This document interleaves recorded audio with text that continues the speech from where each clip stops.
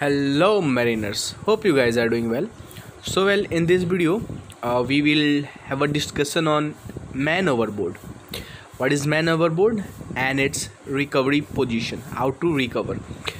Please be till end and watch the entire video. Don't forget to subscribe, share and like, and also do comment. Do comment about what do you think about the video, whether this is good or not. So please watch till end and enjoy. So MOB means man overboard. So let's see what is man overboard.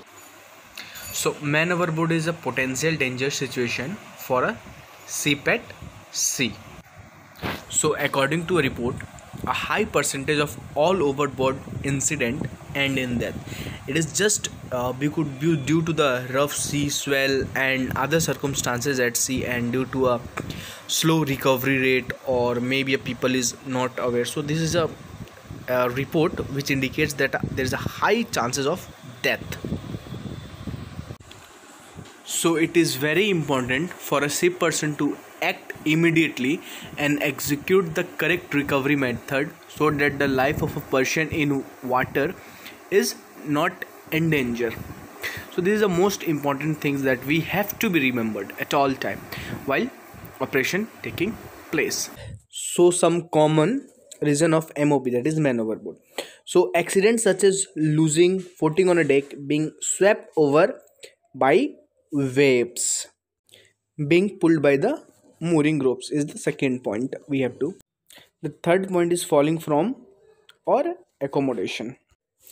The fourth point is climbing on to or sitting on a ship railing. That is being under the influence of drugs or alcohol.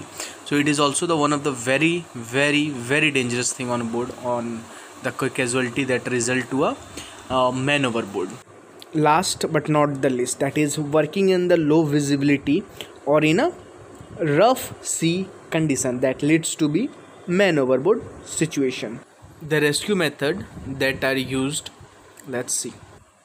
So the method that we use to recover are: the first is the Williamson turn, the second is Ederson turn or a single turn, and the third one is Skarnov turn.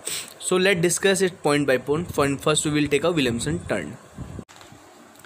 So the most commonly used maneuver on board ship in the event of person overboard is this, our Williamson turn. So let's talk about execution, how we do it. So the first step, put the rudder hard over towards the side from which the man went overboard, to reduce the chances of a vessel being striking the person who has been overboard. Now the second, after deviation from the original course by 60 degree, the rudder is to put hard over to the opposite side. Okay, so when the heading is 20 degree short of the reciprocal course, the rudder is brought to midship section. So Williamson turn is the ideal method in reduced visibility. It is one of the very easiest and simplest method in the case of reduced visibility, when there is a very less visibility, fog, or so we use this method. So it take vessel exact to the incident position.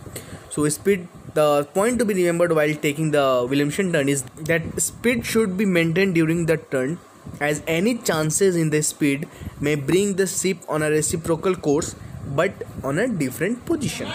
So this turn takes the ship further away from the scene of incidents. This is the two disadvantage of this Williamson turn.